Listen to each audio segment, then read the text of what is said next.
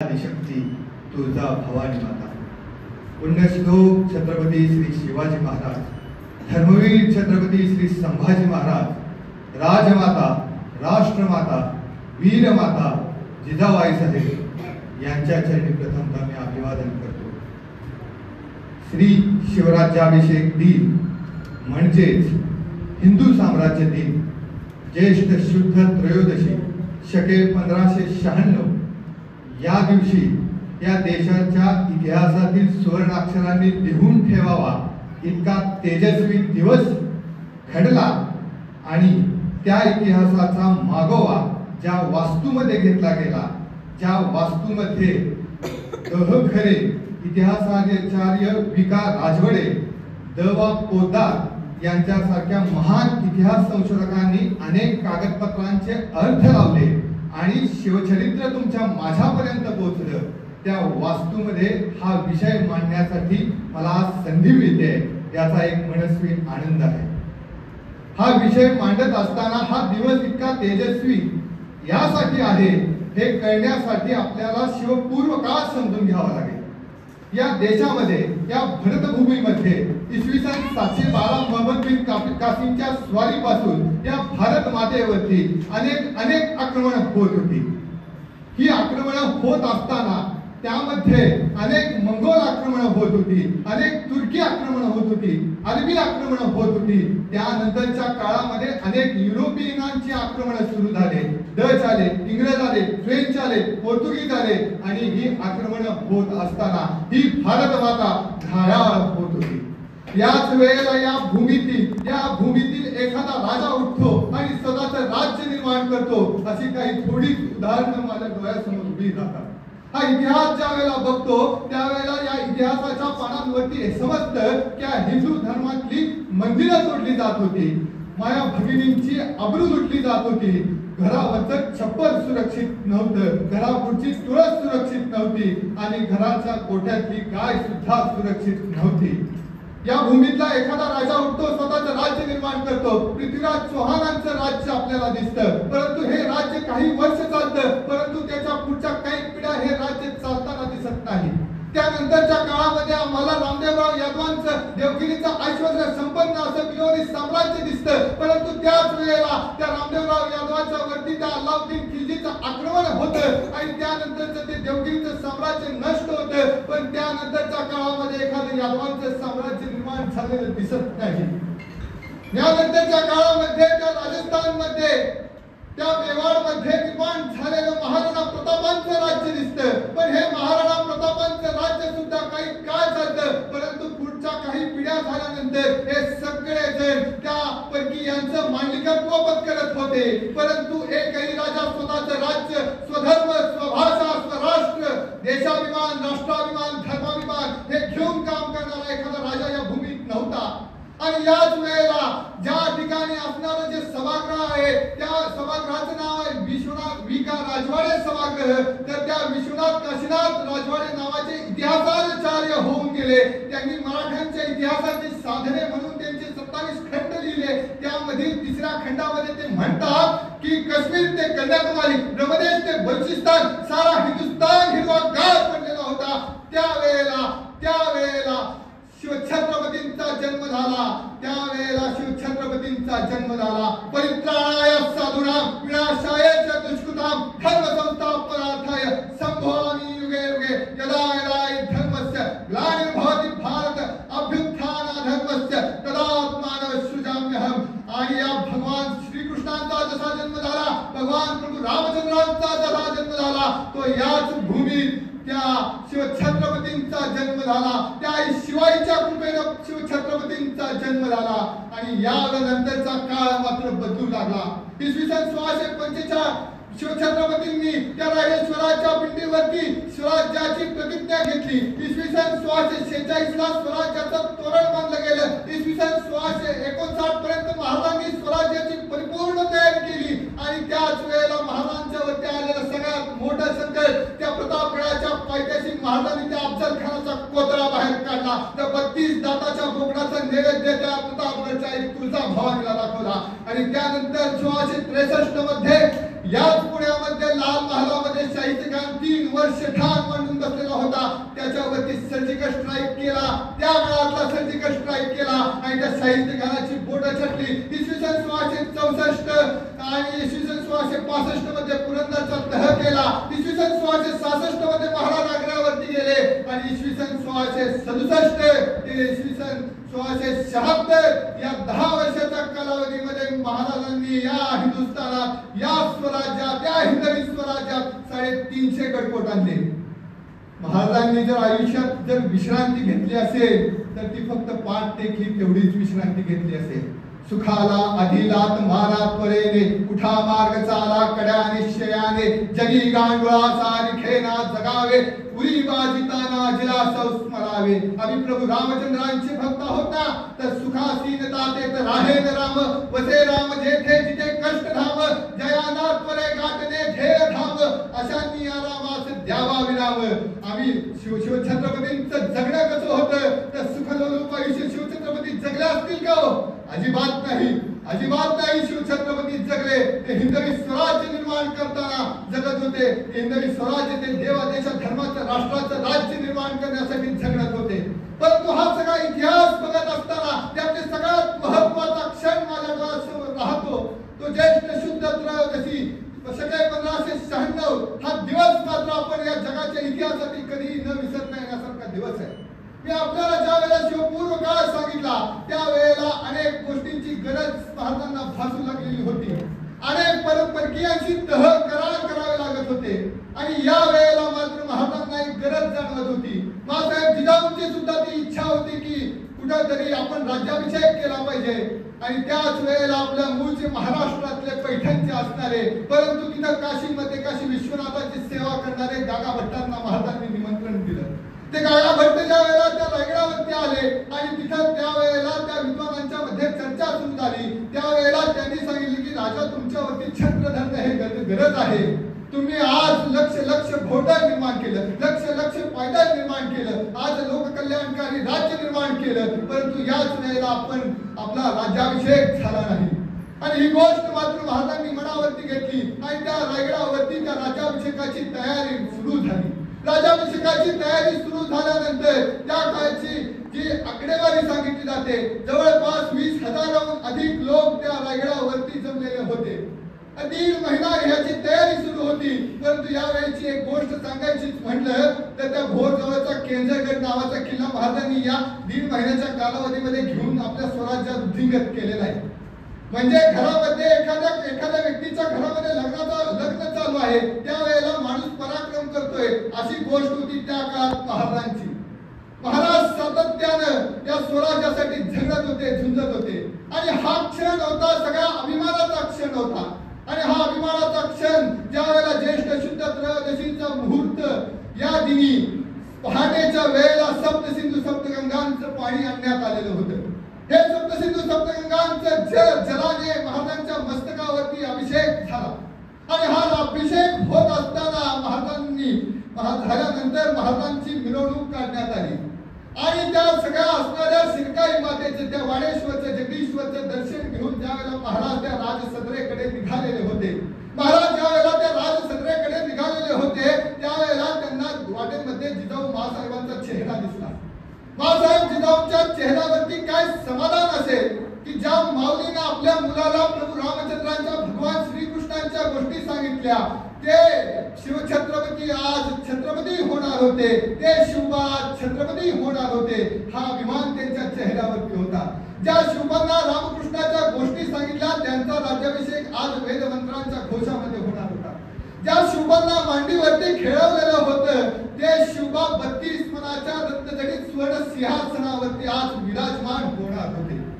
त्याच वेळेला महाराज पुढे चालत राजसदरेकडे निघालेले होते आणि चालत जात असताना महाराजांची नजर पडली ती आपल्या मावळ्यांवरती पडली आणि ही नजर ज्या वेळेला मावळ्यांवरती पडली त्यावेळेला महाराजांना किंचित आठवलं की ज्या वेळेला त्या घोडखिंडीमध्ये त्या गजापूरच्या खिंडीमध्ये लाख मेले चालतील पण लाखांचा पोशिंदा जगला पाहिजे असं म्हणणारे वीर बाजीप्रभू यामध्ये दिसत नाही. लागले गडाला डोळे, जीव गुटमरला गळ्यात, पोहोचले खनिका नाही तळमळी एक मनात, झाले खुनीचे वार गगनाच्या गाभाऱ्यात, कर्तृत्व झाले सफळ, जीवितही झाले सफळ, असे म्हणणारे वीर बाजीप्रभू त्या मावळ्यांच्या मध्ये दिसत नव्हते. तिथं पुढे जात असताना लाख मेले चालतील म्हणणारे वीर बाजीप्रभू नव्हते. आणि तिथून पुढे जात असताना महाराजांना आठवण आली असेल त्या नरवीर तानाजी मालुसरेंची, आधी लगीन कोंढाण्याचं आणि मग माझ्या रायबाचं असं म्हणणारा माझा तानाजी या ठिकाणी दिसत नव्हता. आणि या नरवीरांच्या हुतात्म्यातून निर्माण झालेलं हे स्वराज्य होतं. अशा सर्व नरवीरांची आठवण महाराजांना झालेली असेल आणि महाराज चालत चालत त्या सिंहासनाकडे महाराज निघाले होते. ज्या वेळेला महाराजांनी त्या सिंहासनाची प्रत्येक पायरी चलत होते त्यावेळेला त्यांना प्रत्येक साधू संतांची नरवीरांची आठवण होत होती. आणि महाराज त्या सिंहासनावरती आरूढ झाले आणि महाराजांच्या डोक्यावरती छत्र धरलं आणि त्यावेळेला घोषणा देण्यात आली, प्रौढ प्रताप पुरंदर क्षत्रिय कुलावतांस सिंहासनाधीश्वर राजा शिवछत्रपती की. तर ही घोषणा देण्यात आली आणि महाराजांचा राज्याभिषेक संपन्न झाला. आणि यानंतरचा काळ मात्र आपल्याला फार महत्वाचा आहे की शिवपूर्व काळ असा होता, परंतु ज्या वेळेला हा शिवाजी महाराजांचा राज्याभिषेक झाला आणि त्यानंतरच्या काळामध्ये प्रत्येक गोष्ट कशी बदलत गेली की महाराजांनी स्वतःची नाणी पडली. शिवराई आणि होड नावाचं नाणं महाराजांनी स्वतः पाडलं. आजपर्यंत आपण परकीयांचं चलन वापरत होतो, परंतु त्यानंतरच्या काळामध्ये महाराजांनी स्वतःचं चलन सुरू केलं. महाराजांनी सांगितलं की परकीय गुलामगिरी आम्ही प्रत्येक गोष्टीत मान्य करून घेणार नाही. दुसरी गोष्ट सांगायची म्हटलं तर आपल्या राजव्यवहारामध्ये अनेक शब्द जे आलेले होते त्या उर्दू फारसी शब्द आलेले होते आणि महाराजांनी सांगितलं की उर्दू फारसी शब्द या राजव्यवहारामध्ये चालणार नाहीत. रघुनाथ पंत हनुमंतांना बोलवलं, धुनीराज व्यासांना बोलवलं आणि सांगितलं की आपला स्वतःचा राजव्यवहार कोश तयार करा. आणि त्या दोघांनीही 1300 शब्दांचा राजव्यवहार कोश तयार केला. स्वदेशा स्वभाषा स्वधर्मास्तवेजे स्वभाग्य इथे जन्मलो मानितीजे असा सह्य निर्धार ज्यांच्या उरात अशांची शिवाजी असे जन्मजात. की स्वभाषेविषयी काय प्रेम असलं पाहिजे, स्वदेशाविषयी काय प्रेम असलं पाहिजे, स्वराष्ट्राविषयी काय प्रेम असलं पाहिजे हे महाराज दाखवून देत होते. की प्रत्येक गोष्ट महत्वाची आहे की आम्हाला आमच्या भाषेविषयी प्रेम असलं पाहिजे. आणि महाराजांनी हे जगून दाखवलं, आपल्या आचरणातून दाखवलं. प्रत्येक क्षण महाराजांचा आयुष्यातला प्रत्येक कृती ही पुढच्या काळाला प्रेरणा देणारी होती. ही गोष्ट सांगत असताना महाराजांनी स्वदेश स्वभाषा स्वधर्म याविषयी जे कार्य केलं ते कार्य आपल्या सगळ्यांच्या स्मरणात राहणार आहे. गोष्ट सांगायचीच म्हणलं तर आता आपण महाराजांच्या विषयी आज समाजामध्ये अनेक गोष्टी बोलल्या जातात, परंतु मी तुम्हाला आज एक अस्सल इतिहास संशोधन मंडळात असताना एक सरळ एक पुरावा सांगतो की कवी परमानंद गोविंद नेवासकर नावाचे कवी होते. त्यांनी शिवभारत नावाचा ग्रंथ महाराजांच्या हयातीमध्ये महाराजांच्या परवानगीने लिहिलेला आहे. त्या ग्रंथातील अध्याय 18 श्लोक 52 यामध्ये कवी परमानंद गोविंद नेवासकर सांगतात की महाराजांनी कल्याण भिवंडी बसल्या मशिदी पाडण्याचे आदेश दिलेले होते. परंतु आज आम्हाला हे बोलता येत नाही, कारण आम्हाला एक शब्द शिकवला जातो सर्वधर्म समभाव नावाचा. आणि हे ज्यावेळेला आम्ही शिकतो त्यावेळेला महाराजांना जाणून घेण्याची आमची क्षमता आम्ही कमी करतो. एक गोष्ट मात्र निश्चित आहे की ज्याप्रमाणे एखाद्या फुलाच्या पाकळ्या जसे एक पाकळी काढल्यानंतर पुढची पाकळी मिळत जाते, तसं आपण शिवचरित्राचा अभ्यास करत जातो तशा नवनवीन गोष्टी मिळत जातात. परंतु ही गोष्ट कधीच नाकारता येत नाही की शिवछत्रपती आणि हिंदू धर्माविषयीचं प्रेम हे कधीच नाकारता येऊ शकत नाही. याच्याही पलीकडे जाऊन सांगायचं म्हटलं तर शंभू छत्रपतींनी भाकरे शास्त्रींना एक पत्र लिहिले. ते दानपत्र आजही उपलब्ध आहे आपल्याला इतिहास मंडळात किंवा SP कॉलेजच्या मागे तिथे लावलेलं आहे. तर ते भाकरे शास्त्रींच्या पत्रामध्ये शंभू छत्रपती आपल्या आजोबांचा शहाजी राजांचा उल्लेख करतात. हिंदू धर्म जीर्णोद्धारक हा शब्दाचा उल्लेख त्यांनी केलेला आहे. भोसले कुळाचा जन्म हा हिंदू धर्मरक्षणासाठी होता असं म्हटलं तरी काही चुकीचं ठरणार नाही. त्याच्याही पलीकडे जाऊन जर सांगायचं म्हटलं तर परकीय लोक काय म्हणत होते तर हेनरी लेविंग्टन नावाचा इंग्रज अधिकारी ज्याची त्या राजापूरच्या बंदरामध्ये तो अधिकारी होता त्याने लिहिलेलं पत्र आहे आणि त्या पत्रामध्ये शिवछत्रपतींचा उल्लेख तो करतो. जनरल ऑफ हिंदू फोर्सेस हा उल्लेख आजही उपलब्ध आहे. समकालीन पुरावा आपल्या समोर सांगत आहे. शिवछत्रपतींनी आपले सख्खे सावत्र बंधू होते व्यंकोजी राजे. त्या व्यंकोजी राजांना शिवछत्रपतींनी पत्र लिहिलं आणि त्या पत्रामध्ये शिवछत्रपती त्या व्यंकोजी राजांना उपदेश करतात की मी तर तुर्कांचा नाश करतो, तू तुर्कांना घेऊन युद्ध कसा जिंकशील. तुर्क म्हणजे इस्लाम असणारी लोक. तर हा उल्लेख व्यंकोजी राजांना दिलेल्या पत्रामध्ये सुद्धा मिळतो. शिवछत्रपतींनी जी मंदिरं उभा केली याचे आजही अनेक पुरावे आपल्या समोर आहेत की ज्या वेळेला आपण गोव्यामध्ये जातो त्यावेळेला त्या जुन्या गोव्यामध्ये आपण नक्की गेलं पाहिजे आणि सप्तकोटी ईश्वराचं मंदिर तिथं आहे. ते सप्तकोटी ईश्वराचं मंदिर आपण पाहायला गेलं पाहिजे. ज्या वेळेला महाराज त्या गोव्यामध्ये गेलेले होते आणि तिथं गेल्यानंतर त्यांना समजलं की इथलं मंदिर पाडून ह्या पोर्तुगीजांनी इथं चर्च उभा केले. त्यावेळेला महाराजांनी तात्काळ आदेश दिले आणि सांगितलं की हे चर्च पाडा आणि इथं मंदिर उभा करा. आज ते सप्तकोटी ईश्वराचं मंदिर उभा आहे आणि त्या सप्तकोटी ईश्वराच्या मंदिराच्या बाहेर असणारा शिलालेख सुद्धा आजही जिवंत आहे. त्याच्याही पलीकडे जाऊन जर सांगायचं म्हटलं तर असे अनेक पुरावे आहेत की जे शिवछत्रपतींचा आणि धर्मप्रेम याविषयी आपल्याला किती सांगावं तितकं कमी आहे. परंतु शिवछत्रपती आणि हिंदू धर्म या दोन्ही गोष्टी कधीच वेगळ्या करता येऊ शकत नाहीत. आणि याच वेळेला शिवछत्रपतींचा इतिहास जाणत असताना मला एक गोष्ट आठवते की ज्या वेळेला शिवछत्रपती दक्षिण दिग्विजयावरती होते त्यावेळेला त्या भागामध्ये अनेक आक्रमणं पूर्वी झालेली होती आणि तिथं असणाऱ्या जत्रा यात्रा ह्या बंद पडलेल्या होत्या. परंतु ज्या वेळेला दक्षिण दिग्विजयावरती शिवछत्रपती गेले त्यानंतर तिथल्या जत्रा यात्रा पुन्हा सुरू होऊ लागल्या. तिथं असणार एक षोडाचलपतीचं मंदिर आहे. ते शिवाजी महाराजांनी तिथे उभं केलेलं मंदिर आहे. आपण श्रीशैल्याला जातो त्या श्रीशैल्याच्या इथं मंदिराचं काम सुरू होतं आणि एका गोपुराचं काम तिथं राहिलेलं होतं. त्यावेळेला शिवाजी महाराजांचा मुक्काम त्या ठिकाणी होता आणि शिवाजी महाराजांनी त्या गोपुरासाठी मदत केली आणि त्यावेळेला तिथल्या लोकांनी शिवछत्रपतींचं मंदिर सुद्धा तिथे उभा केलेलं आहे. अशी किती गोष्टी सांगाव्या की शिवछत्रपतींनी आपल्या धर्मासाठी आपल्या राष्ट्रासाठी तेव्हा देशाधर्मासाठी शिवछत्रपतींचं कार्य होतं. शिवाजी महाराजांनी सुशासनाचा आदर्श आपल्या समोर घालून ठेवला.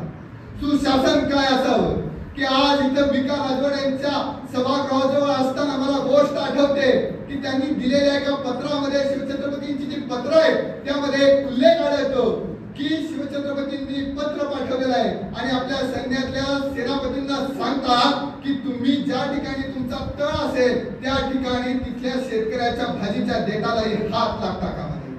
शिवछत्रपती सांगतात की तुम्ही रात्रीच्या वेळेला झोपत असताना तुमचे तिथले असणारे दिवे आहेत त्या दिव्याच्या वाती सुद्धा तुम्ही बाहेर काढून ठेवा. कारण रात्रीच्या वेळेला एखादा उंदीर तिथं जाईल त्या दिव्याची वात घेऊन तिथं असणाऱ्या त्या जनावरांच्या चाऱ्यामध्ये ती दिव्याची वात जाईल आणि त्या शेतकऱ्याचा चारा जळून खाक होईल आणि त्या शेतकऱ्याची जनावर उपाशी मरतील. हे शिवछत्रपतींनी आपल्या पत्रामध्ये आपल्या सेनापतींना सांगितलेलं आहे. म्हणजे आपल्या रयतेचा विचार किती असावा. त्यांनी आपल्या हिंदवी स्वराज्यामध्ये असणारे जे व्यापारी होते त्या व्यापाऱ्यांचा सुद्धा इतका विचार केलेला होता की कुडाजवळच्या सरसुभेदारांना महाराजांनी एक पत्र लिहिले आणि त्या पत्रामध्ये शिवछत्रपती सांगतात की कुडाजवळच्या त्या सरसुभेदारांना सांगतात की तुम्ही तुमच्या इथं असणाऱ्या पोर्तुगीजांच्या मिठावाचा कर वाढवा. कारण आपल्या इथं स्थानिक लोकांनी जे मीठ आहे ते लोक घेत नाहीयेत. ते कमी किमतीत आहे आणि पोर्तुगीजांचं त्याहूनही कमी किमतीत आहे. त्यामुळं आपल्या लोकांचा तोटा होतोय. महाराजांचं व्यापार विषयक धोरण किती जबरदस्त होतं की स्वदेशीचा स्वीकार आपण किती केला पाहिजे हे सांगणारे शिवछत्रपती होते. सुशासन सांगत असताना महाराजांचा स्त्रियांच्या विषयीचा दृष्टिकोन किती उदात्त होता. की आपल्याला रांजेगावच्या भिकाजी गुजर नावाच्या पाटलाचा चौरंग केला, ही गोष्ट आपल्याला ज्ञात आहे. त्याच वेळेला कल्याणच्या सुभेदारांची सून महाराजांनी खणा नावाची ओटी भरून परत पाठवली. परंतु दक्षिण दिग्विजयावरती असताना ज्या वेळेला सावित्रीबाई देसाई बेलवडी नावची गडी आहे, हा प्रसंग सगळ्यांनी महत्वाचा आहे, सगळ्यांनी लक्षात ठेवण्यासारखा आहे की ज्या वेळेला महाराज दक्षिण दिग्विजयावरती होते आणि तिथं असणारी एक बेलवडी नावची गडी आहे. गडी म्हणजे छोटा किल्ला जो धारवाडच्या जवळ आहे. तो धारवाडच्या जवळच्या किल्ल्यावरती आपलं सैन्य आक्रमण करतं आणि त्यावेळेला सकुजीराव गायकवाड ते आक्रमण करतात, परंतु सकुजीरावांचा पराभव होतो. पराभव झाल्यानंतर सकुजीराव पुन्हा येतात आणि त्यानंतर मुघलांची हातमिळवणी करून त्या राजपूत स्त्री सावित्रीबाई देसाई आणि चेन्नम्मा तर त्याच्यावरती आक्रमण करून पुन्हा तो गड घेतात आणि गड घेतल्यानंतर त्यातले काही सैनिक बदंगलपणा करतात आणि हे ज्या वेळेला महाराजांना समजतं त्यावेळेला सकवारबाईंचे सख्खे बंधू असतात ते सकुजीराव गायकवाड असतात आणि ही गोष्ट समजल्यावर महाराज तप्त सळ्या डोळ्यात घालण्याचे आदेश देतात. आजही तुम्ही जर त्या धारवाडच्या जवळ गेला तर तिथल्या मंदिरामध्ये तो शिवाजी महाराजांचं स्मारक त्या सावित्रीबाई देसाईंनी निर्माण केलं ते शिल्प आजही बघायला मिळते. जरी शत्रुकांता प्रसंगी दिसेल तिला साडी चोळी निशी पाठवेल नसे पाप स्पर्शे कधीही म्हणाला मराठा म्हणावे अशा वागणाला. की जगद्गुरु तुकोबराया म्हणतात की पराई स्त्री रुक्माई समान ते शिवछत्रपती जगून दाखवतात. कुठेही कधीही कुणाचीही कांता जरीही तिला माणकी जन्म माता असे जानवी व सदा शुद्ध चित्त अशांची शिवाजी असे जन्म जात. की शिवछत्रपतींचा मार्ग काय सांगतो? शिवछत्रपती आपलं चारित्र्य जगायला शिकवतात. शिवछत्रपती देवादेशा धर्माचा विचार शिकवतात आणि हाच विचार घेऊन जाण्याची जबाबदारी आपली सगळ्यांची आहे. आपण बोलत असताना हा शिवपूर्व काळातील असंख्य उदाहरणं आपल्या समोर मांडता येतील, परंतु आज 10वी 12वीतले अनेक विद्यार्थी माझ्या समोर आहेत. तर त्यांच्या समोर मांडत असताना मला शिवचरित्रातली एक गोष्ट मात्र नक्की आठवते की वयाच्या 12व्या वर्षी शहाजी राजांनी शिवछत्रपतींना राजमुद्रा दिलेली होती. ती राजमुद्रा संस्कृत भाषेमध्ये होती. ती अरबी, फारसी, उर्दू भाषेमध्ये नव्हती, तर या मुद्रा संस्कृत भाषेमध्ये होती की प्रदीपचंद्र लेखे व वधिष्णू विष्णुवंदिता शाहस्रो शिवशेषा मुद्रा भद्राय राजते. वयाच्या 12व्या वर्षी शहाजीराजांनी आपल्या शिवछत्रपतींना सांगितलेलं होतं की त्या प्रतिपदेच्या चंद्राप्रमाणे वाढत जाणारं राज्य तुला निर्माण करायचं आहे आणि हे राज्य निर्माण कशासाठी करायचं आहे? ते लोककल्याणकारी राज्य निर्माण करायचं आहे. की वयाच्या 12व्या वर्षी vision and mission of life हे त्यांचं निश्चित झालेलं होतं आणि आपल्या आयुष्यामध्ये आपल्याला सुद्धा त्या शिवछत्रपतींचा जर आदर्श घ्यायचा असेल तर आपल्यालाही आपल्या आयुष्याचं व्हिजन आणि मिशन ठरवता आलं पाहिजे. शिवछत्रपतींचं चारित्र्य कसं होतं ते सांगितलं ते आपल्याला जगता आलं पाहिजे. कशासाठी आणि जगावे कसे मी विचारू स्वतःला असा प्रश्न नेहमी जगू पांग फेडा वया माय भूते आम्ही मार्ग चालू जिजाऊ सुताचे. की आपला मार्ग हा जिजाऊ सुताचा आहे. आपला मार्ग हा शिवछत्रपतींचा आहे की स्वदेश स्वधर्म स्वभाषा याच्यासाठी जगण्याचा मार्ग आपला असला पाहिजे. मला एक गोष्ट आठवते की या ठिकाणी नांदेडमध्ये एक कार्य करणारे गुरुजी माझ्या समोर आहेत. त्यांचं कार्य थोडक्यात मी एक प्रसंग याला जोडूनच सांगतो की आपल्या हिंदू धर्मामध्ये 6 शास्त्र आहेत आणि 6 शास्त्र 4 वेद आहेत, ते 6 शास्त्र आहेत. तर ह्या शास्त्रांचं संवर्धन करणाऱ्या ज्या पाठशाळा आहेत त्या देशात बोटावरती मोजणे इतके आहेत. परंतु महाराष्ट्रातली एकमेव पाठशाळा कोणतेही पैसे न घेता फक्त धर्मकार्य म्हणून ते गुरुजी स्वतः चालवतात. 6 मुली निवासी ठेवतात आणि त्यांना या शास्त्रांचं शिक्षण देतात. हे शास्त्र जिवंत ठेवण्याचं कार्य ते करतात. शिवछत्रपतींनी स्वतःची भाषा जिवंत ठेवण्यासाठी काम केलं. शिवछत्रपतींनी स्वधर्म पुनरुज्जीवनाचं काम केलं. शिवछत्रपतींनी आपली धर्म, आपली परंपरा, आपली संस्कृती यासाठी काम केलं. तर आपलं उत्तरदायित्व बनतं की आपण यासाठी काम करणं, यासाठी आपल्या आयुष्यातलं थोडं का होईना योगदान देणं आणि हे उत्तरदायित्व आज घेऊन आपण जाणार आहे. भाषणाच्या शेवटाकडे येत असताना आपल्या समोरचे आव्हान काय आहे की बाळांनो, आपल्या समोरचे आव्हान अनेक आहेत की सगळ्यात मोठं आव्हान मला दिसतं ते आपण आपल्या सगळेजण डिस्ट्रॅक्ट झालेलो आहोत. की अनेक गोष्टी समोर येत आहेत, अनेक सोशल मीडियातून गोष्टी समोर येत आहेत, मूलभूत कागदपत्र आपण केली जात नाहीत. शिवछत्रपती असतील, इतिहास असेल, याच्याविषयीची मूलभूत कागदपत्र आपल्या समोर येत नाहीत. आपण त्याचा धांडोळा घेत नाही. व्हॉट्सअप युनिव्हर्सिटीमध्ये एखाद्या येणाऱ्या गोष्टीवरती आपण विश्वास ठेवून पुढे चालतो. दुसरी गोष्ट सांगायची म्हटलं तर या रील्स बघण्यामध्ये आपल्या आयुष्याचा प्रचंड असा वेळ निघालेला आहे आणि या रील्स बघत बघत आपल्या स्वतःच्या आयुष्यातला मौल्यवान वेळ आपण घालवतोय. मात्र आपल्या आयुष्यामध्ये आपण हे देशकार्य, राष्ट्रकार्य, धर्मकार्य, स्वातंत्र्य कार्य यासाठी किती वेळ देतोय, आपल्या स्वतःच्या आयुष्यातील व्यक्तिगत उद्धार करण्यासाठी किती वेळ देतोय, ही गोष्ट कधीतरी विचार करण्यासारखी आहे. तर बांधव ह्या गोष्टीवरती आज काम करण्याची गरज आहे. दुसरी गोष्ट की आज तुम्ही कॉलेजमध्ये शिकत असताना माझ्याकडे मी ग्राउंड लेवलला काम करणारे एक कार्यकर्ता आहे की अनेक हिंदुत्ववादी कार्यकर्ता म्हणून काम करत असताना अनेक गोष्टी बघायला मिळतात.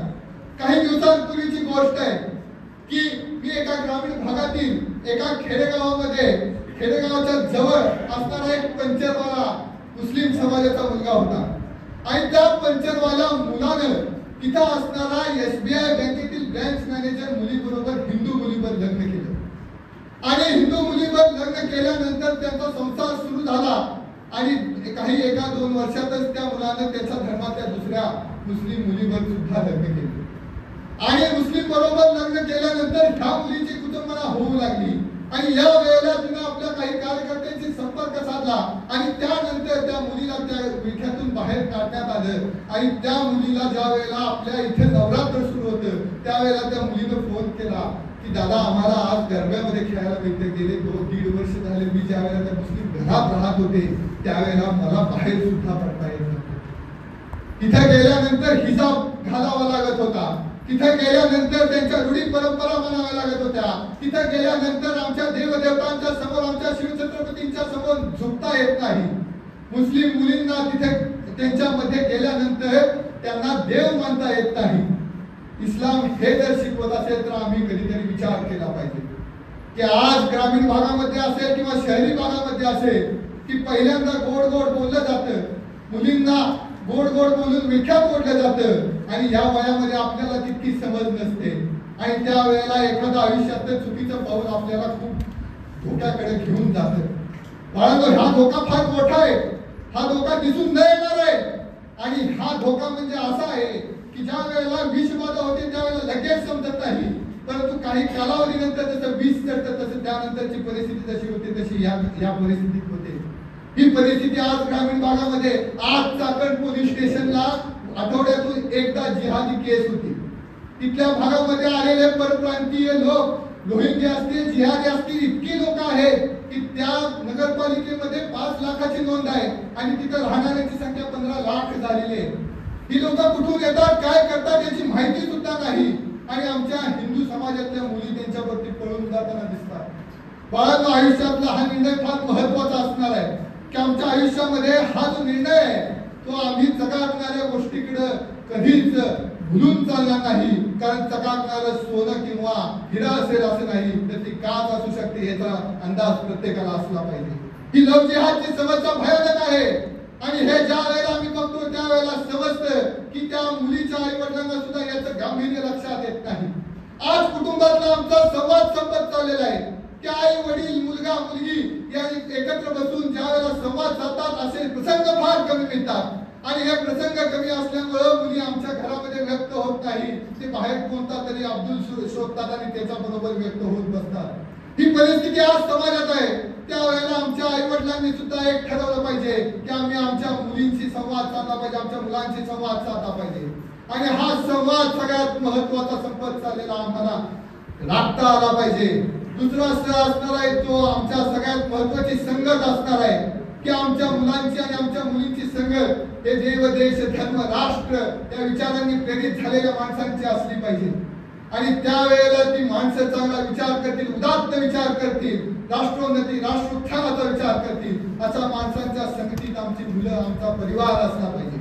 आणि हा परिवार कुठे मिळत असेल तर हे सगळं व्यासपीठ कुठे मिळत असेल तर आम्हाला हे जे राष्ट्रीय स्वयंसेवक संघाची शाखा असते त्या शाखेवरती गेल्यानंतर ही माणसं, ती निस्वार्थ, निस्पृह काम करणारी माणसं तिथं भेटतात. तिथं स्वयंसेवक भेटतात की ज्यांच्या मनामध्ये कोणताही स्वार्थ नसतो, त्यांच्या मनामध्ये एक भाव असतो. तो भाव म्हणजे सेवा नावाचा भाव असतो. त्यांच्यापाशी आमची मुलं गेली तर त्या मुलांना ह्या विचार पडतील. मी जे आपल्या समोर बोलत आहे तो सामान्य कार्यकर्ता आज वक्ता म्हणून बोलण्यासाठी या शाखेतून आलेलं, या विचारातून आलेलं, या हिंदुत्वाच्या कार्यातून आलेले हे विचार आपल्या समोर मांडत आहे. म्हणून आमची मुलं या चळवळीमध्ये गेली पाहिजे. या चळवळीमध्ये आम्हाला देवादेश धर्माचे राष्ट्राचे विचार मिळतात. ते विचार आम्हाला कळले पाहिजे. त्यावेळेला आम्ही राष्ट्रोन्नती, राष्ट्रोत्थान आणि राष्ट्र साक्षात्काराच्या मार्गावरती जाऊ शकतो. आणि म्हणून आजचा हा जो कार्यक्रम आहे त्या शिवछत्रपतींचा खरा आदर्श काय असेल तर आम्ही आज हा विचार घेऊन जाणं. लँड जिहादची समस्या आहे की आज वक्फ बोर्डाचा कायदा झाला परंतु त्याला आपल्या 80% हिंदू देशामध्ये विरोध करणारे किती होते आपण बघितलं. की आज हिंदू म्हणून आपल्याला प्रकटीकरणाची गरज आहे की हिंदू म्हणून जगत असताना आम्हाला हिंदुत्व हे जागृत हिंदुत्व केलं पाहिजे आणि प्रत्येकाचं जिवंत केलं पाहिजे. आणि ही गोष्ट प्रत्येकाने आज लक्षात घेऊया. आज या कार्यक्रमासाठी आदरणीय कुणाल दादा आलेले आहेत. कुणाल दादा म्हणजे लोकमान्य टिळकांचे वारसदार आहेत की लोकमान्य टिळकांच्या विषयीची गोष्ट सांगून मी शेवट करणार आहे की ज्या वेळेला त्या रायगडावरती लोकमान्य टिळक गेलेले होते आणि लोकमान्य टिळक ज्या वेळेला त्या रायगडावरती 1906 सालची गोष्ट आहे तर लोकमान्यांना तार येते की घरामध्ये मुलगा आजारी आहे आणि तुम्ही त्यावेळेला लोकमान्य टिळक हे महाडपर्यंत पोहोचलेले असतात आणि महाडपर्यंत पोहोचलेले असताना मुलगा आजारी आहे म्हणून तार येते. लोकमान्यांना शिवजयंती उत्सवासाठी रायगडावरती जायचं असतं. त्यावेळेला लोकमान्य टिळक त्या तारेला तात्काळ उत्तर देतात की मी उत्सव करूनच घरी येईन. म्हणजे पहिल्यांदा शिवछत्रपतींचा उत्सव होईल. म्हणजे मागं काय झालं ते मला सांगू नका. हे लोकमान्य टिळकांनी घरी दिलेलं उत्तर होतं. ही माणसं देशासाठी, राष्ट्रासाठी, स्वातंत्र्यासाठी जगली. म्हणून आज आपण या देशामध्ये, राष्ट्रामध्ये स्वातंत्र्याचा अनुभव घेत आहोत. नाहीतर आज आपण पारतंत्र्यामध्ये असतो. आणि या विचारांचे लोकमान्य टिळकांचे वारसदार आहेत कुणाल दादा. त्यांच्याकडून खूप खूप अपेक्षित आणि खूप चांगलं काम करता येते. आदरणीय नगरसेविका मॅडम सुद्धा आहेत. त्यांचे कार्य तितकंच आहे. त्यांचं कार्य म्हणजे इतकं आहे की इथं असणारे बाहेरून आलेला खूप मोठे विद्यार्थी अभ्यास करतात. या विद्यार्थ्यांना जर कोणती समस्या आली तर हे विद्यार्थ्यांना कोण असतं तर हे लोकप्रतिनिधी असतात, हे स्वयंसेवक असतात की यांच्याशी संपर्क साधतात आणि त्यांची तात्काळ समस्येचं निर्मूलन होऊन जातं. की असे लोकप्रतिनिधी आहेत आणि यांचे खूप खूप आभार आहेत. आज तुम्ही इतका वेळ मला ऐकलं. त्याचबरोबर व्यासपीठावर उपस्थित तेजस दादा की ज्यांनी हा देखणा कार्यक्रम इथं आयोजित केला. की अत्यंत कष्टातून हे कार्यक्रम आयोजित करणं, लोकांना जमवणं आणि असे कार्यक्रम घेणं, या विचारांचं जागरण करणं ही काळाची गरज आहे. आज आम्ही व्हॉट्सअपवरती, युट्यूबवरती जरी व्याख्यानं ऐकत असलो ना तर आपण स्वतःहून विचार करा की 1 तासाचं किंवा आजचा मी जर अर्धा पाऊण तास बोललो असेल तर अर्धा पाऊण तास सलग व्याख्यानं आपण किती ऐकतो. ते ऐकली जात नाहीत कारण आपल्याला दुसरा व्हिडिओ बोलावत असतो, आपण तिकडे आकर्षित होतो. परंतु आपण ज्या वेळेला या सभागृहात जातो त्यावेळेला आपण एकाग्रतेने असे विचार ऐकतो. म्हणून हे कार्यक्रम होण्याची गरज आहे आणि हे वास्तववादी कार्यक्रम होण्याची गरज आहे. आज हा कार्यक्रम आयोजित केला त्याबद्दल तेजसदारांचे खूप खूप आभार. असे चांगले कार्यक्रम आपल्या मंडळाच्या माध्यमातून, त्याचबरोबर स्वर्गराज ग्रुप, फायटर ग्रुपच्या माध्यमातून होऊ दे अशी आशा व्यक्त करतो आणि सर्वांचे खूप खूप आभार मानतो. की खरोखर मला ही आठवण आहे, आज प्रमोदजी वसगडे तिथं आमचे कार्यवाह आहेत की ज्या वेळेला 350वा राज्याभिषेक सोहळा होता त्यावेळेला प्रमोदजींनी वक्ता म्हणून मी असायचो आणि 16 कार्यक्रम आम्ही या वस्तीमध्ये घेतलेले. म्हणजे वक्ता म्हणून मी असताना प्रमोदजींनी वस्ती प्रमुख होते, वस्ती संयोजक होते म्हणून त्यावेळेला त्यांचं 75 कार्यक्रम घेतलेले. प्रत्येक चौकामध्ये जाऊन या विचारांचं आम्ही जागरण केलेलं. त्या 16 कार्यक्रम करत असताना चौकामध्ये भाषणं व्हायची, कधी माईकची व्यवस्था नसायची. मला आज खरं तर आनंद आहे की प्रमोदजींनी आज अशा कार्यक्रमात सुद्धा मला वक्ता म्हणून बोलवलं. कारण खूप कष्टातून त्यांनी कार्यक्रम घ्यायचे आणि हे विचारांचं जागरण करायचे. आज ह्या चांगल्या ठिकाणी इतक्या पवित्र वास्तूत कार्यक्रम होतोय हा एक खूप मोठा आनंद आहे, मनस्वी आनंद आहे. सगळ्यांचे खूप खूप आभार. आम्हा बाबाराशी काय थोरपण पायातली वाहन पायाची जगद्गुरु तुकोबांचा आभार आहे की आम्ही ग्राउंड लेवलचे कार्यकर्ते. तर इथं मिळणारा मान म्हणजे काय तर हा आनंदच आहे, शेवटी मोठा आनंद आहे. धन्यवाद. जय श्रीराम.